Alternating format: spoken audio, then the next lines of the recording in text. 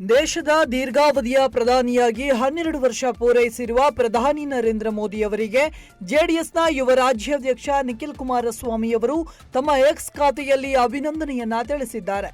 ಭಾರತದ ಪ್ರಧಾನಮಂತ್ರಿಯಾಗಿ ಯಶಸ್ವಿ 12 ವರ್ಷಗಳನ್ನು ಪೂರೈಸಿರುವ ಮಾನ್ಯ ಶ್ರೀ ನರೇಂದ್ರ ಮೋದಿ ಅವರಿಗೆ ಹೃತ್ಪೂರ್ವಕ ಅಭಿನಂದನೆಗಳು. ಕಳೆದ 12 ವರ್ಷಗಳ ನಿಮ್ಮ ನಾಯಕತ್ವದಲ್ಲಿ ಭಾರತವು ಮೂಲಸೌಕರ್ಯ ಅಭಿವೃದ್ಧಿ, ಡಿಜಿಟಲ್ ಪರಿವರ್ತನೆ, ಆರ್ಥಿಕ ಪ್ರಗತಿ ಹಾಗೂ ಜಾಗತಿಕ ಮಟ್ಟದಲ್ಲಿ ತನ್ನ ಪ್ರಭಾವವನ್ನು ಮತ್ತಷ್ಟು ವಿಸ್ತರಿಸಿಕೊಂಡಿದೆ. ಇಂದು ನೀವು ಭಾರತದ ಅತಿ ಹೆಚ್ಚು ಕಾಲ ನಿರಂತರವಾಗಿ ಸೇವೆ ಸಲ್ಲಿಸಿದ ಪ್ರಜಾಪ್ರಭುತ್ವದ ಮೂಲಕ ಆಯ್ಕೆಯಾದ ಪ್ರಧಾನಮಂತ್ರಿಯಾಗಿ ಐತಿಹಾಸಿಕ ಮೈಲುಗಲ್ಲನ್ನು ನಿರ್ಮಿಸಿದ್ದೀರಿ. ನಿಮ್ಮ ದೂರದೃಷ್ಟಿ, ಸಮರ್ಪಣೆ ಮತ್ತು ರಾಷ್ಟ್ರ ನಿರ್ಮಾಣದ ಸಂಕಲ್ಪವು ಕೋಟ್ಯಂತರ ಭಾರತೀಯರಿಗೆ ಸ್ಫೂರ್ತಿಯಾಗಿದೆ.